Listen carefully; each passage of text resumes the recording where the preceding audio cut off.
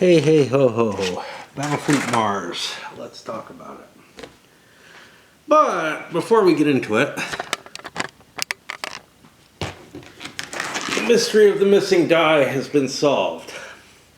What happened was, it got itself wedged into the counter tray.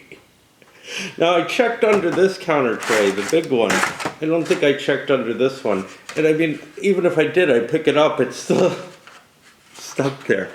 I didn't look under it to see what was going on. So that makes me a lot happier because the idea of a die going that missing,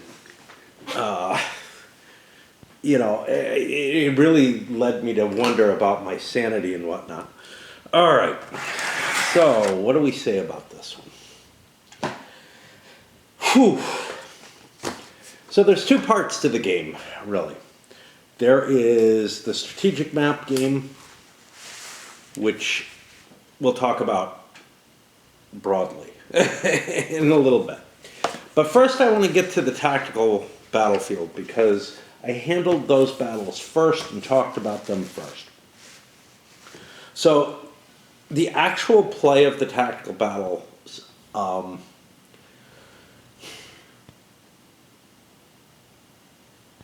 Simonson designed the tactical battle system. 3D vector movement in combat. But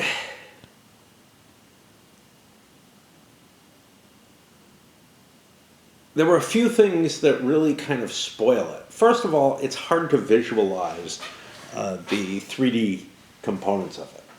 Doesn't really matter because it ended up you didn't need them. I mean, you could have played this thing in very much the same sort of way on a 2D map, and you wouldn't lose too much. The only thing the third dimension was used for various reasons, is escape attempts. Because if the battle's all happening on kind of one plane, pulling out of that plane gets you away further and faster and makes other people's pursuit, choices a little bit more difficult. There's more places to scatter to. But the actual play of the game, I was led to stack all my pieces in a single cube, which is a space in the three-dimensional arrangement, for a few reasons. One, there was nothing that disincentivized it. Two, the fire group rules and ranging and stuff like that all at least slightly gave you an advantage to have all your stuff smashed together. Maybe not in the same cube, but you want to have it all really pretty damn close, within a cube of each other for all of them. And the absolute optimum is to have them all in the same space. There's nothing to disincentivize it, like explosions. Spreading your ships out might be of some advantage to defending against missiles, maybe a slight one.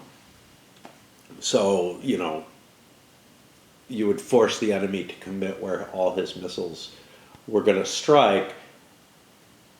However, it really doesn't give you too much of an advantage, to tell you the truth.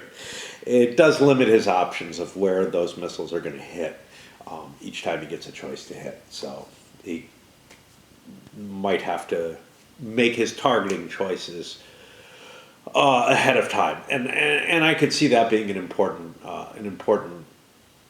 advantage to spreading out a little bit, but not a hell of a lot, and enough that you'd want to use 3D. Yeah, because you want to keep them kind of close together. So the best thing is to create a compact cube of pieces or something along those lines. So there would be some use cases for it. I just got so fixated on let's just put everything in one hex. It's easier to do, or one cube. It's easier to do it that way. And there were some key things that are missing from this battle system.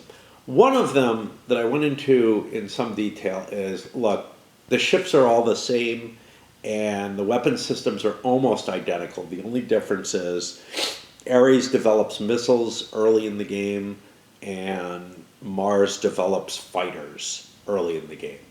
And then eventually they both would get both if a game ever lasted that long, the campaign game.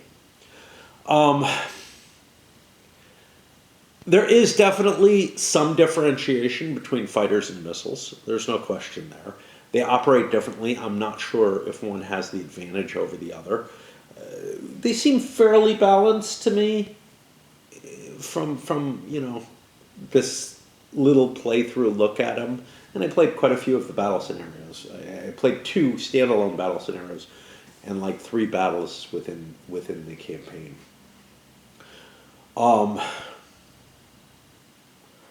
However, the ship weaponry is all the same. It's lasers and that's it. And what that means is you don't have the sort of rich tapestry that you have in, say, Talon, between a couple of different races, and much richer in variation is something like Starfleet Battles, where the ships have very, very different types of weapons systems.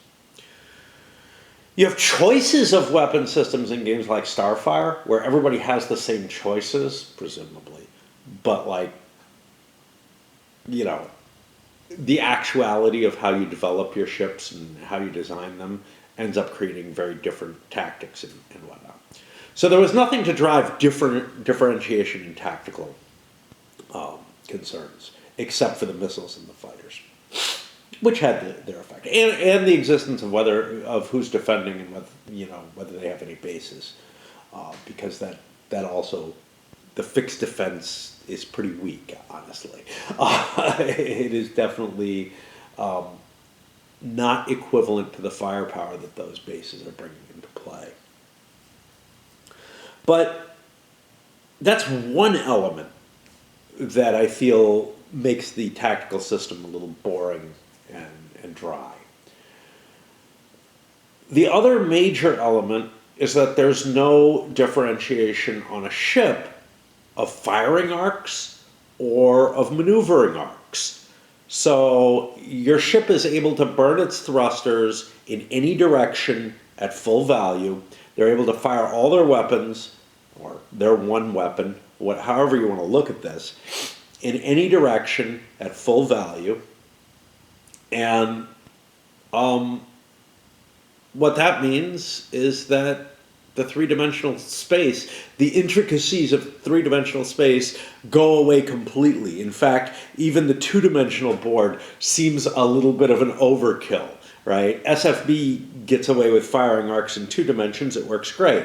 And there's a lot of fun choices as to turning away and whatnot.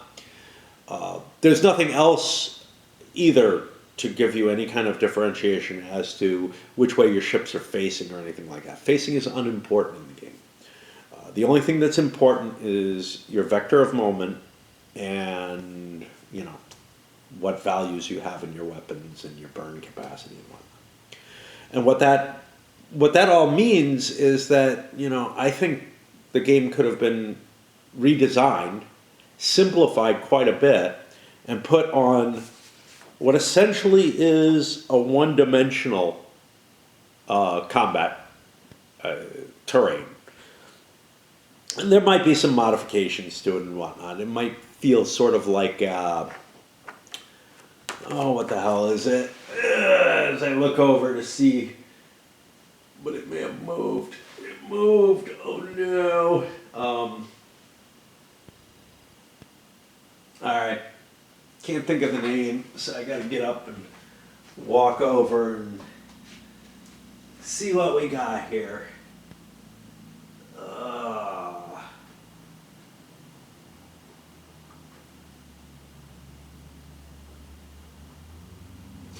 So this is where my brain is just shot. I can't remember the name of a game I definitely should know. Never played it. Oh, wow, there's one, it's shrink still. How about that? What the fuck's up with that?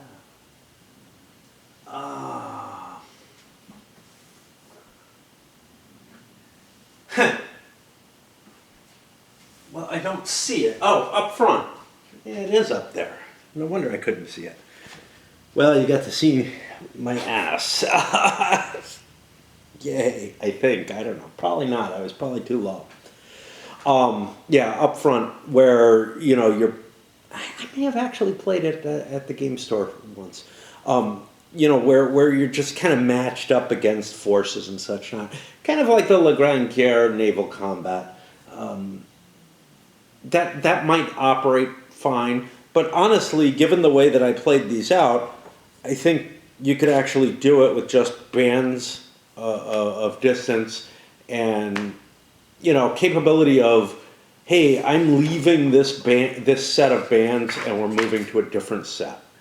You know, I actually played out one battle in almost that formulation. It was just an assault on a base. There was no enemy ships there. And it just seemed easier to operate that way because it gave me more space in terms of manipulating the ships that are firing and whatnot.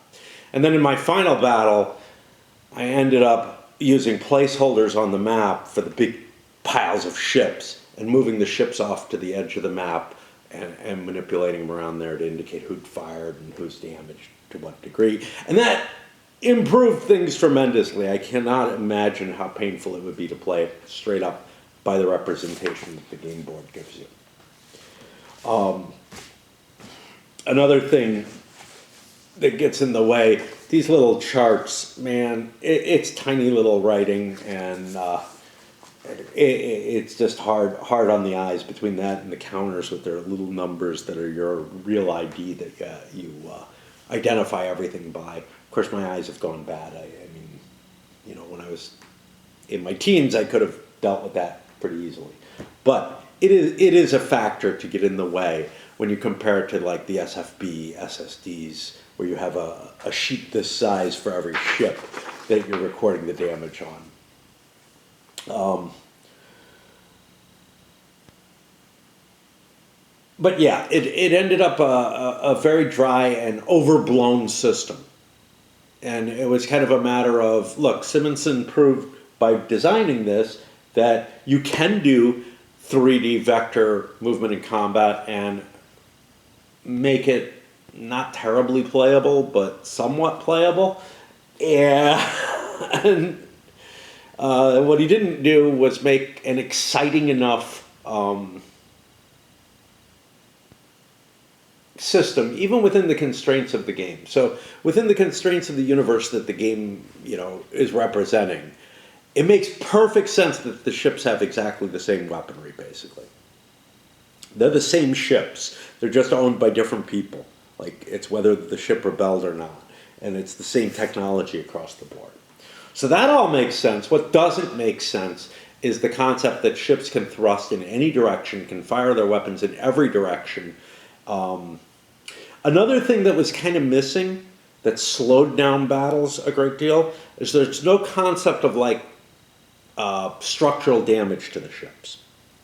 Now, it may be that all the weapons, and I went over this in my video, in one of my playthrough videos, it may be that all the weapons are just so light in terms of the damage that they do that all they can do is knock out some of the systems, that the core of the ship is still there no matter what. You might kill the people on board or whatever, but the core of the ship is still there. But there's nothing in the campaign that represents that. Like when you destroy a ship, well, first of all, ships can be destroyed. So that's kind of the weird thing. There's sort of just a random chance, and I guess maybe you're hitting the nuclear reactor and setting it off. And you could say that's just a chance shot critical that takes out the whole ship at once. But most of the shots that you're doing are just going to take off either lasers or maneuvering capability or your launch controls or your repair capacity, and that's it. And if you hit something that's already been hit, well, that's just a miss, man. And what that means is, unlike in some of the other space games, like an SFB or something, where you just keep pounding a ship until you start getting the structural hits, there's no reason to do that in this. Once you strip a ship of its firepower or whatever, it's pretty much dead. It's not going to be able to maneuver. It's not going to be able to repair anything. It just, it becomes a hulk.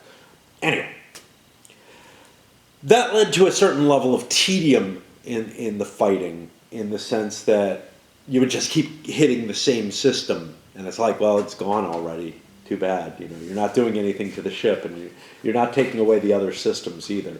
There's no targeting or anything like that. So yeah, that ends up kind of painful. All right, on to the campaign. So the campaign postulates this revolt by the Martian and Mars, Jupiter, and some of the asteroids against this corporate functionality. And the actual play of it is divided into a few things. Let's go into the first element. Let's go through this sequence of play and discuss what my thoughts are on its elements. So, ship movement, and then transitioning your where you're heading is sort of the movement system for the game. Ship movement is just a simple mechanical action. You simply move down these tracks until you reach your destination. Okay. The transition allocation means that you basically use this thing to measure and see which box you end up on in here on your destination. And you have to somehow mark your origin. There's nothing in the game that tells you how to do that, but you have to mark it in some way. I used a workaround that works for solo play, but might not work for opposed play for various reasons. Yeah, it would. You just need a sheet of paper. You'd need another component, and that's one of the things. There are components that you need for this game that aren't included in it, like a tape measure, although you can estimate. So, which doesn't seem obvious. It seems like this thing should be enough to figure out all your maneuver ranges, and it kind of is. It kind of is a tape measure, but it's not long enough to cover all the distances that you're going to be dealing with in the game, so it really isn't quite sufficient. You also need, for the tactical game, for any big battles, you need either more fighters and missiles than there are provided to you as counters, or to make a ruling that says that the fighters and missiles are limited to countermix, which is a really tiny number, and means that your battle fleets are never going to deploy a lot of missiles or fighters on board. There's like 10 missiles and 5 fighters. And that's it. And each ship basically carries a fighter, except for the transports, or more. Some of the bigger ships carry a couple of them. And anywhere ranging from 1 to 4 missiles, which means that you'll have a lot of capability that the ships aren't allowed to use if there are large fleets in play. There's no limitation to the number of... there is a limitation to the number of ships in the game in the same sort of way, countermix-wise. Again, the game doesn't express whether or not you should be expressly limited to countermix. My feeling would be you should be, but it doesn't make sense with munitions, which is what the fighters and missiles basically are. Certainly the missiles seem like munitions, right? The fighters also do. You go into a battle, all your fighters, whether you launch them or not, are gone at the end of the battle. They're all used up, whether you use them or not. So yeah, that's an issue. Of course, you could change that rule, but it definitely feels like the component design, they did not put enough of those in. Whereas they put a humongous number of vector counters in, more than I found anywhere near needing Of course, I used some shortcuts to reduce the amount of vectors. Plus, keeping everything at the same sort of vector meant that I could use like one set of vector counters for the entire fleet. So, but again, I think that's a wise idea, and we'll get to why in the space in more about the space combat rules, which I didn't go into about the tactical game actually. The movement rules in and of themselves seem reasonable, and they certainly seem more intuitively believable than, say, High Frontier's complex, designed by a rocket scientist mechanisms, which just are not intuitive and try to use a fixed pathways from planets to one another that might make sense coming from Earth, but make less sense the more planets you're putting out there, and it creates some really weird shit that I find very, very difficult to trust completely. Whereas here, the system is much, much more simplified, but it also seems perfectly believable. You're measuring from where you start to where you want to end up when you end up there, which makes perfect sense. And all the orbits are more or less circular, so that all works pretty well. Yes, they are technically elliptical, but the designer claims that is not noticeable. The elliptical nature is not noticeable and wouldn't have an effect on play, among many other technical aspects he brings up to defend the creation. One collateral effect, corollary effect, of the movement system is that you plot where you're going, any transition changes that you make simultaneously, which means that you sort of secretly have to decide which parts of your fleet are going to which location and are changing their direction in in each turn. That adds a layer of an inability to react to one another's moves, because in general, any movement from one planet to another is going to cost you, almost any movement is going to put you in the 2 box. There are a tiny number of movements that'll put you in the 1 box. They're really rare. I didn't see one in my play. And then there are some long movements that'll put you in the 3 box to begin with. But they're huge. They're basically go from here to here. If you go beyond that, that's going to be the 3 box. And it just basically turns out that sometimes Jupiter is far enough away that it's going to take 3 turns to get somewhere if you're going to or from Jupiter. Everything else pretty much falls in the 2 band. There are a few exceptions, like if you're playing around between Mars and Earth, it's possible they could be in the 1 band. It's also possible, also if you happen to go to the inner planets like Venus or Mercury, those are on the 1 band from Earth or Mars quite often, but there's no reason to go to them except to give you movement flexibility. And I think I tried to do that once, but the game ended before we got to see how valuable that was. The movement system is supposed to allow the players to have all their fleets on the board completely unknown as to the quantity of ships that are present, with one proviso. There's at least 1 ship in every task force fleet, whatever you want to call them. This results in what I would consider complete failure of operational intelligence. Like, you have absolute fog of war in the game. And what that results in is a game where you may well end up playing something that is entirely a guessing game because of that. And I immediately kind of recoil from that. right?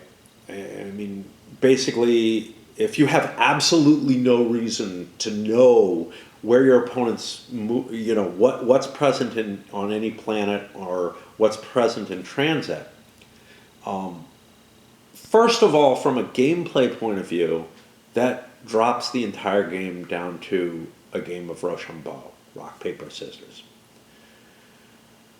It really does, because you're just trying to guess, where's he going? There's some strategic consideration to that. The second thing is, from sort of a realism point of view, I don't really buy it. This is a game that goes beyond the military situation, and you have agents on the planets and whatnot. Now, they don't give you any kind of intelligence, okay? They give you nothing by being there except abilities to play on these political tables. None of them tell you something like you reveal, what's at the planet or whatever. If there was more of that kind of mechanism in play in it, if you could spend points to gather information or something, I feel like the game would be a lot more interesting as a Fog of War type design, because you'd have some ability to have partial information, or to have information that your opponent doesn't have, to have information about your opponent that he doesn't have about you, or something along those lines. That sounds kind of exciting. Sounds more interesting than just, hey, where did you send your fleet? Oops. Well, that's where I didn't send mine. Guess you win that battle, whatever it is. And if it's a key battle, that's a problem. Well, but the thing is, the transition being simultaneous picking almost has as big an impact, which is to say, when taken in conjunction with the fact that all transitions are essentially two-turn transitions, it basically means that you can launch an attack on someone and they don't have time to react to it anyway. So it kind of doesn't matter that that I was playing with all the forces face up, essentially. Number of ships were known. Quality of the ships was not known. It essentially makes no difference between that and the rules as written, with one difference. The garrisons that you have sitting on the planets would also be unknown under the rules as written. Which means that you could completely denude a planet and hope your opponent doesn't go there, or something along that line. All right. But most of the operational intelligence failure is already handled by the where are you targeting for your fleets to go to. Most of it.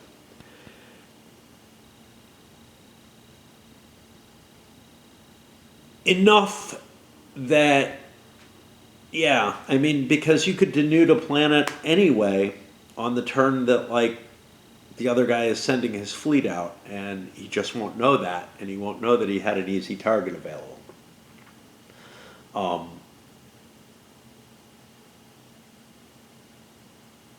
I wanted to get to the combat phase. There was something else there that I wanted to deal with.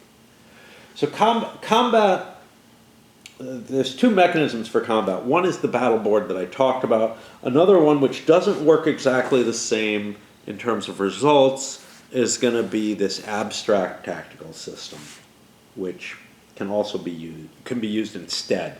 But I think you have to fixate on one or the other throughout the game, and you'll get different results, and different kinds of things operate differently. Basically, the fighters and missiles have different valuations. There's no single number valuation to them on the detailed tactical game. There's a single advantage to them, and they don't seem to correlate with one another.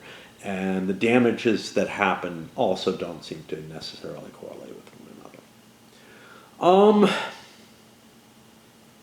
There was something I wanted to talk about the combat that I left out, and then I forgot I forgot what it is. I was intending to get to this when I got to combat. Oh well. All right. The next major subsystem of this game is the political interactions. This is really weak. It was one of the coolest things when you're reading about the game, right? You deploy agents all over the place. They get to spend political points. When it comes down to it, unless the agents are at Mars or Earth, they generally have no effect on play. You might be able to use them on certain other tables, but those other tables are generated from these tables. And to control these tables, you probably want to spend your maximal points on Earth and Mars, between the two. Because based on the morale of the two planets, different results come, and those results might get you to different tables. Some of those different tables might give you some opportunities to do stuff that you wouldn't get to do otherwise. One thing that you can't do, like there are counter-revolutions, which allow planets that are pro-Martian to turn back to Ares. Well, not planets, but which allow, actually, it can at Earth. If you conquer Earth, it could counter-revolt on you. It allows basically the asteroids to convert over, back over. But it doesn't give you the ships that are present there. It just gives you the base, and the ships probably are sufficient to take out the base as long as you have what I'd call a standard garrison at an asteroid. So yeah, that whole political interaction side of the game feels like it's going to be a really exciting thing, but it doesn't play out. It just ends up being a roll on one table, okay, maybe I get to roll on another table, maybe I get an effect here, a minor thing. It doesn't really drive the play too much. There is an exception, and one that maybe made Earth have a huge advantage in the game that I played, which is the negotiation routine. Basically, if the Earth government steps in and says, look, I want you guys to negotiate. Stop this stupid fighting. It won't end the game, it won't stop the fighting permanently, but it does create a truce, and that truce can give you kind of temporal advantages over your opponent. I gotta swap batteries. The final subsequence in the game, or subsystem in the game, is the logistics system, which is fairly simple, but it works fine, and it's got some cool aspects to it. Essentially, you get production points by controlling an asteroid, having certain ships present, a couple of miners, a catapult, having a catapult at your capital for each asteroid that you have online, and that gives you a certain amount of resources each turn. Then those resources can be spent on building new ships, on performing major repairs, and that's about it. Only at your capital. Mars has a couple of special rules. They get a couple production points for free, and even if they lose all their asteroids, and they cannot build ships unless they have a catapult hooked up between Jupiter and Mars to give them energy. That's actually a pretty clever system. Like, you have to pair things up. You have to pair an external resource with an internal one, one at your capital, to be able to produce anything, essentially. Of course, points that you have stocked up, you're able to spend as you will, and you could have quite a few points stocked up. Martian ship production increases slowly over the game, over the length of a long game. I don't think there are long games of this, but we'll see. Well, we won't see. But we'll get to that point in a little bit. Whereas Earth, the Ares Corporation has a massive infrastructure already in place. And they're allowed to build 12 ships, to have 12 ships on their production track at any one time. Mars is allowed anywhere from 2 to 7. So they're never going to reach the kind of production that Earth has. All right. What is the consequence of the movement system, maybe the combat to some extent, and the economic system? It's not what you expect. And I definitely went into this in the final video. I kind of walked into the game maybe with a thought along the lines of, I don't know, a Pacific War type situation, where you've got to do island hopping or space hopping to get to the enemy capital. But it's not the case. The capitals, Earth and Mars, are a lot closer to one another. There's the Earth orbit, here's the Mars orbit. Then the asteroids, and certainly than Jupiter, is to either of them. What you've got is more of a situation that's similar to European colonization of areas outside of Europe, where the valuation of the stuff in the asteroids is very, very high for your production capability and whatnot, but it's not what's going to win or lose you the game. Losing your capital is what's going to win or lose you the game. Well, it's going to lose you the game. Winning the other person's capital will win you the game. Which provides for a very different type of strategy than I think most of us would approach a game like this with. And I found that out, and I think a lot of people have, within my play. As I played it, and I'm like, let's go capture an asteroid. Let's send a decent fleet out there to do that. Anything that risks your capital,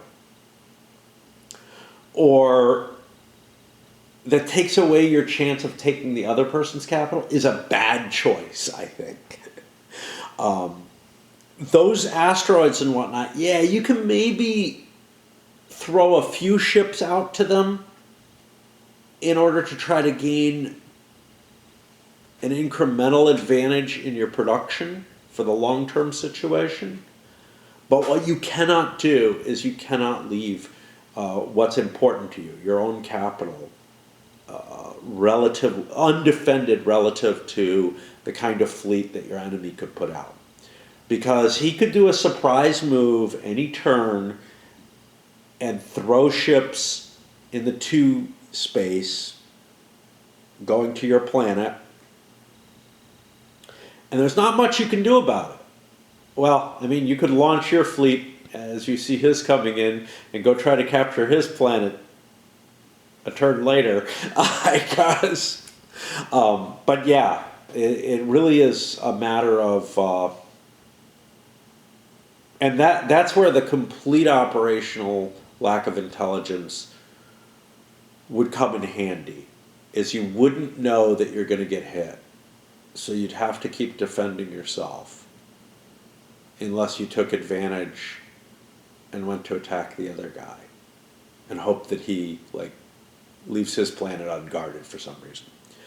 I get the feeling that the game that I played is absolutely wrong for this, that it should be a longer game, one that plays out with skirmishes for the asteroids and nobody launching that huge battle fleet to try to take the other person's home planet until they have a big enough advantage that they can take that home planet without risking their own.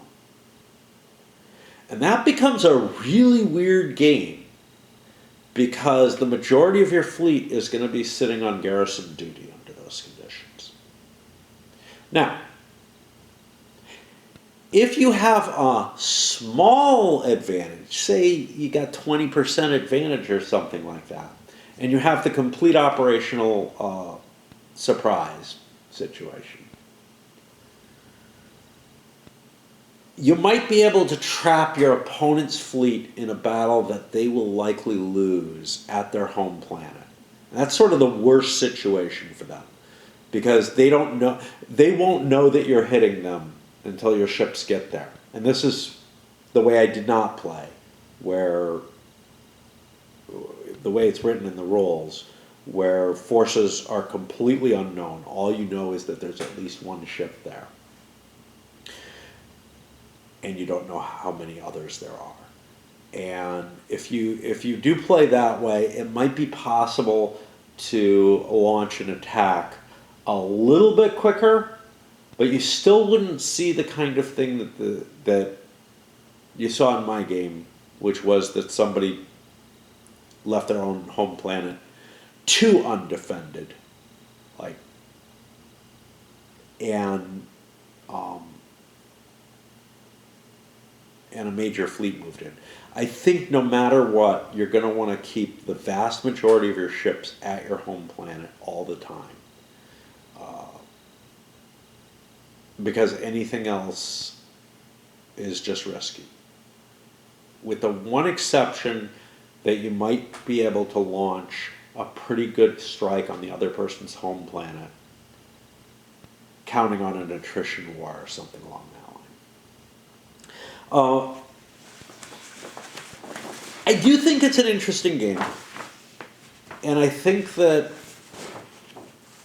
there are aspects of it that I would like,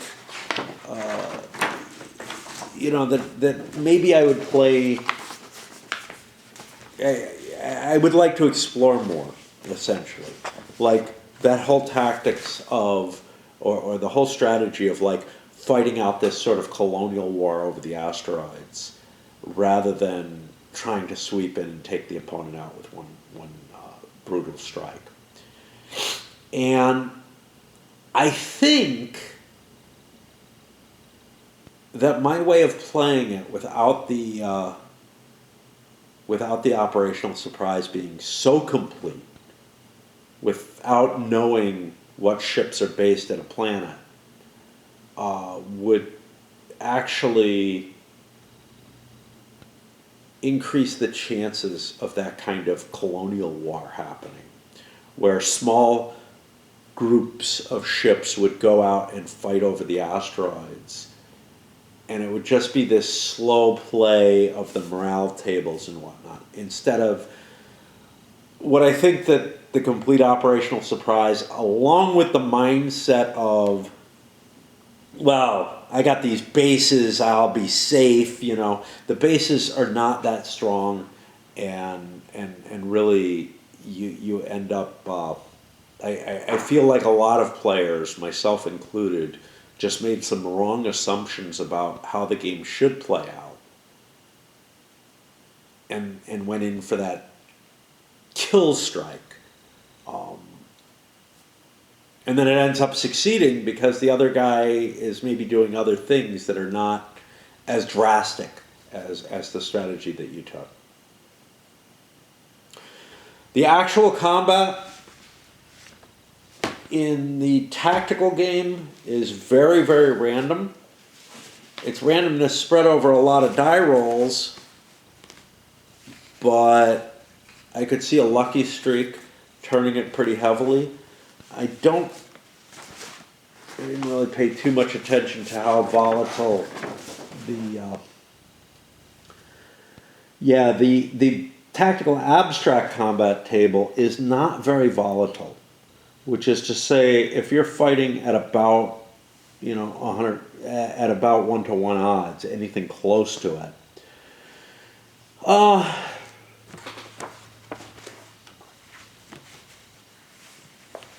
you're going to see some percentage differences.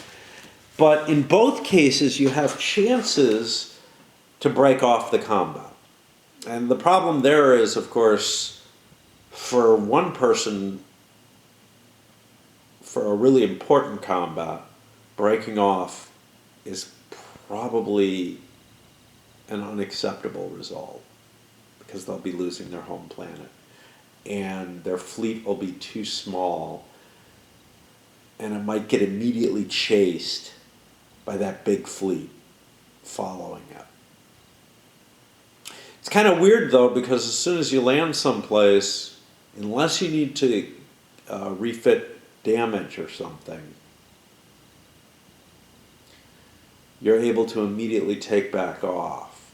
So you can kind of like constantly stay on the run. But the problem is, if you've lost a battle enough that you have to withdraw, you probably have a fair amount of hits on your ships, and those ships end up needing to find a base to go hide in, which means the opponent will catch you, because they're just one turn behind you if they wait to see where you're going. If it's played with complete operational surprise, they'll have no idea where you went if you split your ships up. But splitting your ships up may be a mistake, right? Overall, yeah, I mean, there's something interesting here, and I could definitely see playing it out. I don't want to play such a long game after having done it again, done it before, or just done it, and I kind of feel like I certainly don't want to play it with the abstract combat rules, and that means that I would be playing a game that I feel is a little less like the tactical combat rules give me a story that I could have trimmed down quite a bit, but if I play the tactical abstract, I just feel like the story's trimmed too far. It's like there's this huge gap in terms of the amount of rules between the full tactical combat system and the abstract system. The abstract system feels like, I mean, I'm just rolling on a single CRT for each round of combat. And oddly enough, the damage that I do is proportional to who's taking the damage, which is really weird. Like, I guess it kind of makes sense. Yeah, it kind of does make sense. But I feel like you could get as much information or as much story that you get out of the full tactical combat system from something that's almost, a battle board type game. Just something so much simpler, just because of some of the choices, that were made in terms of making maneuver unimportant in the tactical game. How disappointing is it? It's funny. I was very disappointed the first time I played this and rated it like a 5. I've upped my rating to a 6. And that's kind of based on I'm not sure. Like, it feels like some of the things are just too dry and don't work quite well enough. But that concept of the colonial combat, if it plays out that way, and I think it does, and I think it should, at least if you don't play with full operational surprise, then or a complete lack of operational intelligence is probably the better way to put it. I think I might upgrade my rating simply because I don't know too many games that play out that way, where you're doing kind of a limited war in colonial possessions, and you have the full force of your home army, but you can't afford to commit it, or in this case, home fleet. You can't afford to commit it because it has to defend your homeland. And because it's a naval or space, it is a space game because it has kind of a similarity to naval. It's not a matter of like marching over land and blocking the passes or anything like that. There's nothing you can do. You have to either be home or you're at risk, So it's like, yeah, do you want to keep the fleet at home where it can defend home? Or do you want to risk it somewhere else and then you're completely, at the opponent's mercy if they happen to launch an attack at you? I can't think of anything else that works quite like that.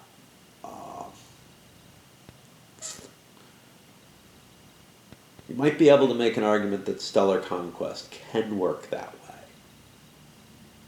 Can work very similar to this, in that if you if you take your initial tech right, you might be able to take out somebody's home planet right away. But anyway, that's a discussion for that game at a later time. This one, I think it does provide a really interesting view. Unfortunately, I just did not get to see that view. And it's really kind of a shame because I'm not going to get another shot at playing this out, I fear. All right, up it goes.